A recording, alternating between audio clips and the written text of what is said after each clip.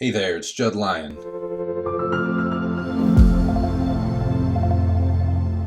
7 data modeling tips for Craft CMS.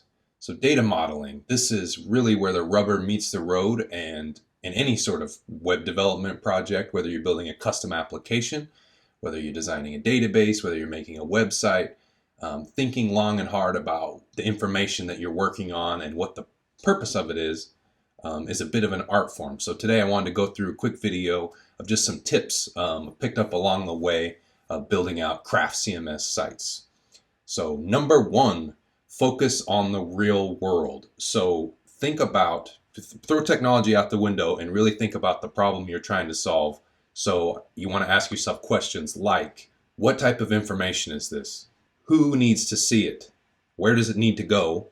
And what will they do with it when they get it? If you zoom out and think about this stuff, it will inform the way you implement the technology. And whether this is Craft CMS or another system, really think about what you're doing. It's so easy to get caught up in syntax and code and tools, but really what you're doing is you're moving data from one point to another so that somebody can do something with it. So it's a little abstract, but it's very important. And the more you work on websites, the more important you realize it is. It's really what it's all about. Tip 2.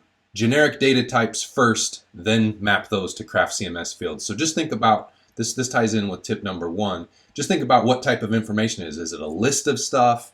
Are we talking key value pairs? Are they images or videos or some sort of multimedia? Just think generically, what type of building blocks do I have here? Tip 3, distinguish content types from one-offs. So you're trying to do some pattern recognition here and figure out what type of stuff is going to be reusable. Are these different sections actually the same thing and I can reuse fields? Or is this just a one-off thing that's a highly specialized page? So thinking about content types versus one-offs helps you when you're naming things. It helps you organize things. So think about that up front. Tip 4, spend more upfront time planning, and that will lead to less coding and less problems down the line. It's sometimes we're eager to dive in and start coding stuff and want to get hands-on and build it out. But I found the further I get on and the more sites I build, the more time I spend up front thinking about the information architecture, thinking about the type of data, documenting out, whether you use some sort of diagramming tool or whether sometimes a pen and paper works great, and you just want to map all this stuff out ahead of time, spreadsheets, whatever works for you, and that you're discussing with, whether you're working with a client or an internal stakeholder. Spend more time planning, more time documenting, more time questioning assumptions and talking about things. It's much cheaper to make mistakes at that stage than it is once you've already built a bunch of stuff out and you're dealing with code, because we know how unforgiving the technology can be sometimes. So definitely spend more time up front and you'll save headaches further down the line. Tip 5, leverage native Craft CMS functionality. So you can get a long way with all the built-in stuff. Don't be super quick to reach for plugins. This isn't WordPress where you just grab one here, grab one there, and then pray they all work together nicely. When you're using add-ons, you're kind of making a commitment that thing's going to be maintained, that it's going to play nice with upcoming Craft functionality. Whereas if you're just using built-in things, Pixel and Tonic, it's basically Pixel and Tonic's problem to make sure it all works together. So don't be so quick to reach for third-party plugins, and when you do, be very judicious about what you add to the system. The other thing is it's okay to redefine your requirements slightly and fit the data if it makes playing nice with Craft slightly easier. You really don't need to do this very often with Craft. That's part of the beauty of it. But it's okay to do that sometimes if it's going to save future development, if it's going to save future headaches. And so you can make those little judgment calls on edge cases, and it's okay to shape the data slightly if you need to. So tip 6, visualize relationships between elements. So if you're a hardcore computer science person, which I very much am not, you've probably done some, database modeling where you figure out all the one-to-many and many-to-many, and you determine all these types of relationships.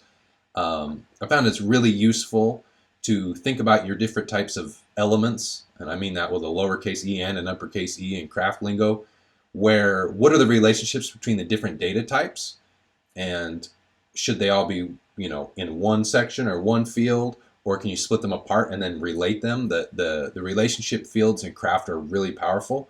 But one thing that's helpful, because most people that you're working with do not think like a coder, and it's good to document this stuff out and show the relationships. Literally make a diagram. I like to use a tool called Whimsical, which can do really cool diagram. The documents used Omnigraphal in the past. There's a million different tools. It doesn't really matter what the tool is, but document it out, draw it out, get on a whiteboard, and draw these connections between the data types with the other people you're working with on the website. And a lot of times you can see around corners and figure out, oh, that's going to be a problem because we're going to add this later. But if you map that out with your stakeholders up front, they can, sometimes it'll illuminate issues and inform where the project goes. So definitely recommend visualizing the relationships between elements. And step 7, ship early and expect change.